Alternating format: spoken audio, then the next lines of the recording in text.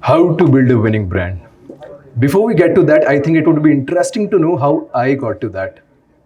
So, as a teenager, I thought that God had sent me with some unique abilities, and like every other teenager, I thought I was special and gifted.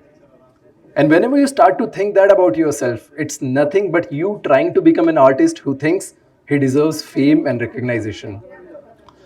So I picked up my art, I picked up writing, and I used to tell my father that one day I'm going to become a popular novelist. And he would always laugh and say that I should rather focus on my studies and stop daydreaming. But I knew that he wanted me to be popular and famous as well. So when I got to college, I started to plan my book. But before I could do anything worthwhile, I lost my father to a sudden heart attack, and it took me some time to recover from that. So the moment I recovered, I dedicated all my time to writing that book. I wrote it, it got accepted by a publisher, and in my head, I had already become a famous novelist. So I was signing copies for my fans and doing all that in my head. But when the book actually launched, day one, day two, day three, day four, day 30, there were no sales. And then somebody advised me that I have to invest on marketing to generate sales. So I went to my mother and asked for some money so I could invest in marketing. And she gave away everything that she had. Now I learned about marketing online and everything, and I started to implement all the theories. And by the end of day 30, second month, I neither had sales for my novel, nor did I have money for myself or my mother. That was painful and that hit me. And that was the moment I decided that I'm going to get into the chemical mind makeup of a human brain and try to understand what is it that makes them spend so much of money on things that they don't probably need. Went on to pursue PhD in marketing and brand building, went on to win an award for my marketing strategies. And it was all going good. I was consulting brands and it was all going good until one day this guy comes to me and says, you know, Viv, I'm trying to build a perfume brand, but somehow I'm failing. There are big companies, there are big marketing agencies I've worked with, nothing worked. When I heard his idea, I was shocked and flabbergasted as well. He was trying to sell a product that people do not otherwise buy without trying, which is perfume. On top of that, he was selling it at a price that was at par with any other designer or luxury brand. And on top of that, he was trying to build that brand in a country where the average monthly income of an individual was equivalent of 2 bottles of their perfume.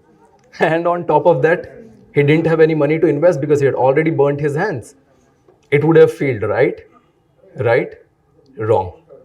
The brand is now worth a few million within first 3 months, within the first 3 years, and it is supposed to be a multi-million-dollar brand in projection in the coming 5 years. So what did we do there? Was that marketing strategy and framework. In my PhD thesis and in my book, which I've written on it, which is called Build a Winning Brand, supposed to launch in 2024 first quarter, I point out the step-by-step mathematical strategies you can implement to build a winning brand. But today, let's have a glance at the strategy, at the framework, so we can understand. Before we start to discuss the framework, let me ask you a question. What would happen if you try to feed baby food to your adult daughter? Or what would happen if you try to teach algebra to a newborn baby? You know the answer, right? But most brand builders are trying to do just that. People don't realize that building a brand is like raising a child. And just how you keep changing your activities of nurturing and nourishment based on their stage of growth, you keep changing your marketing activities based on the stage of your brand. I categorize brands into 5 categories: the fetal stage, the newborn stage, the toddler stage, the teenage, and the adulthood. Fetal stage is when you're conceiving the brand, when you're planning it, and it has a lot to do with product market fit, launching a product that people can't refuse. There are a lot of theories, there are a lot of formulas that goes into it, but let us just assume that you've already launched a brand. You've already launched a product that people actually like. Now, how do you go about selling it? Because at one point you have to be very aggressive with the sales, otherwise you'll not have the cash flow, you'll not be able to grow. But on the other hand, all these global brands, they are taking it very subtly. You can't compete with them. So what do? That is when your brand is in a newborn stage. So any brand that is doing less than $1 million annually is a newborn brand. What do you do with a newborn brand? you do direct response marketing, DRM. So the first strategy after launching a brand is DRM. Direct response marketing is when you invest it all just to get a direct sale, a direct lead, a direct response, so that when you put $1 in, you take $5 out. Direct response marketing is standing on pillars of three tactics. You need more visitors, you need those visitors to convert, and you need each visitor to buy as much as he can. Those are the only three things you need to implement when you're doing direct response marketing. More visitors, run those flashy ads, do everything it takes to get the clicks. Don't be worried about the brand and its identity. You don't even have a brand right now, let alone the identity. Once you have the visitors, give risk reversal guarantees. Rely on storytelling. Do everything it takes to convert the visitors into a sale. And lastly, there are 80% people who are never going to buy from you again once they bought once. So it's important you make sure to give them bundles, to give them one-time offers so that they buy more and more of what they're buying in the first purchase itself. If you do DRM perfectly, if you implement all three strategies, you're good to go. Your brand is doing super good and you're good to proceed into the next stage, which is the toddler stage. In toddler stage, what does a toddler need? The toddler does need nourishment, which is cash flow. But now the toddler also needs an identity, good clothes, right? The newborn didn't need it, but the toddler does. That is why you keep doing DRM, but now you also give it a branded touch.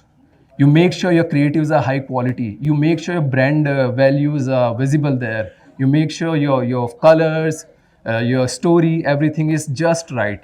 You stop being that flashy brand that you used to be.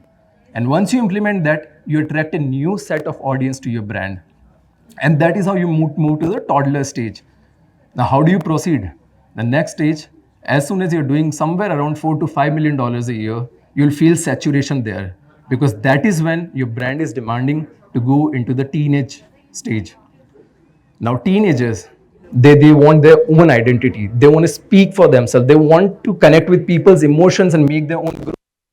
That is why when your brand gets saturated in the toddler stage and moves to the teenage stage, you want to stop doing a lot of DRM and rather focus on campaigning, rather focus on connecting with people's emotions. Your taglines come there, your slogans come there, your models come there. That is when you hire celebrities to talk on your behalf. And in teenage, when your brand is doing anywhere above $5 million a year, you focus on connecting with people's emotions through your campaigning.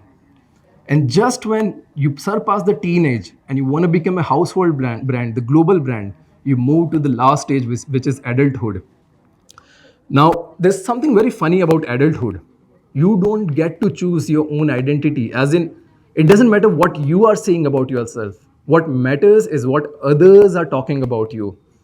That is why when you reach the adulthood stage with your brand, you focus less on advertisements, you focus less on your own talks about your brand, and focus more on PR. That is when the PR world opens up for you. You sponsor events that your target market is attending.